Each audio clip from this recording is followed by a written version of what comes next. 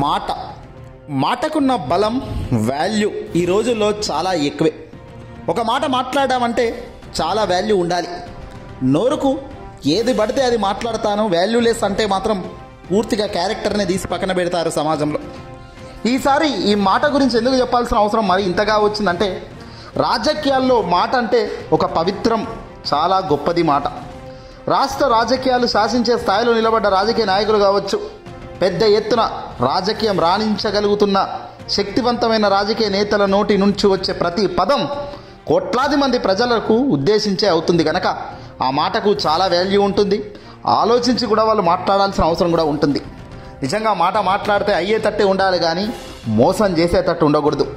నమ్మించి నయవంచన చేసే పద్ధతి అస్సలు ఉండకూడదు.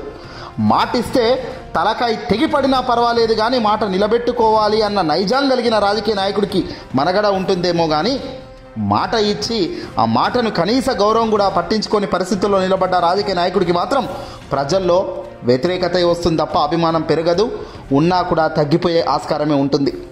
ఇంతగానం చెప్తున్నానంటే మీకు ఇప్పటికే అర్థం కావచ్చు కొందరి మాటలు రాజకీయాల్లో ఏ స్థాయిలో పేలుతున్నాయో.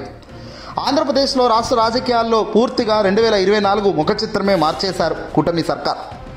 జగన్ను ఓడించాలి అని కసికట్టుకొని వాళ్ళు మాట్లాడిన ప్రతి మాట జగన్ను ఓడించాలి అనే ఉద్దేశమే కానీ ప్రజలకు మంచి చేసేదానికి మాత్రం కాదు అనేది ఆలస్యంగా మెల్లిమెల్లిగా వెలుగులోకి వస్తున్న అనేక సాక్ష్యాలు, వీడియోలు చూస్తుంటే నిజంగా ఈరోజు ప్రజాలోకం సిగ్గుతో తల జింతుకోక తప్పని పరిస్థితి వస్తుంది. ఆంధ్రప్రదేశ్లో మాజీ ముఖ్యమంత్రిగా ఉన్నప్పుడు చంద్రబాబు నాయుడు కుమారుడు నారా లోకేష్ ఏకంగా ఎన్నికల ప్రచారంలో ఏమన్నారు?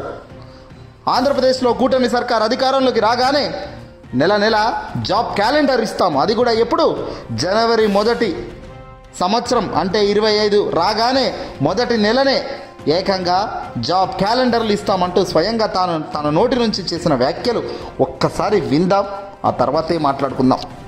తెలుగుదేశం పార్టీ అధికారంలోకి వచ్చిన మొదటి సంవత్సరం అంటే 2025 జనవరి నాడు జాబ్ క్యాలెండర్ మేము ప్రకటిస్తాం. ఎన్ని ఉద్యోగాలు, ఎప్పుడు ఎగ్జామ్లు అవుతాయి, ఎప్పుడు ఇంటర్వ్యూలు అవుతాయి, ఎప్పుడు ఆఫర్ లెటర్ వస్తుంది, చాలా స్పష్టంగా జనవరి 1 2025 మేము ఇస్తాం. సో ప్రభుత్వ ఉద్యోగంలో ప్రతి సంవత్సరం జాబ్ క్యాలెండర్ మేము ప్రకటిస్తాం. విన్నారు కదా, ప్రతి సంవత్సరం జాబ్ క్యాలెండర్ అనేది ప్రకటిస్తాం.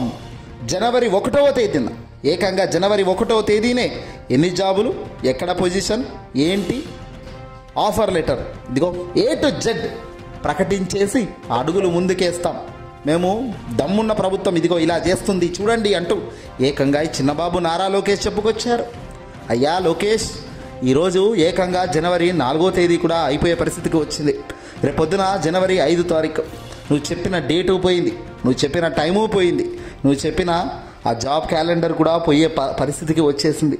మరి ఇది ఎప్పుడైనా ప్రకటిస్తారు? పోనీ ఈరోజు వీలు కాలేదు, రేపు ప్రకటిస్తానని ఏమైనా ముందు జాగ్రత్త చర్యల్లో భాగంగా చెప్పారా? లేనే లేదు. మైగా 5 ఏళ్లలో 20 లక్షల ఉద్యోగాలు అన్నారు. సంవత్సరానికి 4 లక్షల ఉద్యోగాలు తేవాలి కదా. మరి ఈ లెక్కన ఆల్రెడీ అధికారంలోకి వచ్చి 8 నెలలు గడిచిపోయింది. ఇంకో 4 నెలలు అవుతే సంవత్సరం కూడా అవుతుంది. మరి ఈ సంవత్సరం అవుతున్న తరుణంలో ఏవయ్యా మొదటి సంవత్సరం 4 లక్షల ఉద్యోగాలు? సంవత్సరానికి 4 లక్షల ఉద్యోగాలు ఇచ్చుకుంటూ పోతేనే 20 లక్షల ఉద్యోగాలు ఇస్తాము, లేదంటే నిరుద్యోగ భృతి ఇస్తామన్నారు. నిరుద్యోగ భృతి లేదు, 4 లక్షల ఉద్యోగాల సంగతే లేదు. అధికారంలోకి రావడానికి యూజ్ చేసిన పదాలు కాదా ఇవి అన్నీ కూడా?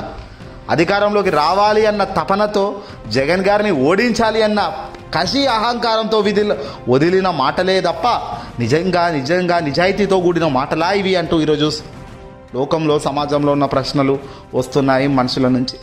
విద్యార్థులను ఆగం చేశారు.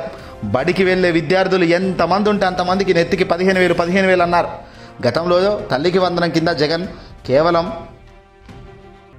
తల్లి ఖాతాల్లో ఎవరో ఒకరు విద్యార్థికే 15,000 వేసేవాడు.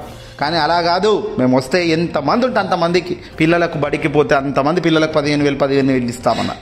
ఇచ్చింది లేదు, సచ్చింది లేదు.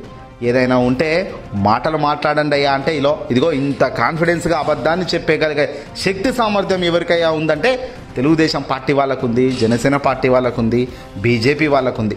వైఎస్ఆర్సీపీ పార్టీకి సంబంధించిన జగన్మోహన్ రెడ్డి గారు ఒక మాట ఇస్తే మాట ఇవ్వకముందే ఆలోచించాలి తప్ప ఇచ్చాక ఎన్ని ఇబ్బందులు వచ్చినా తగ్గేదే లేదంటారు ఆయన.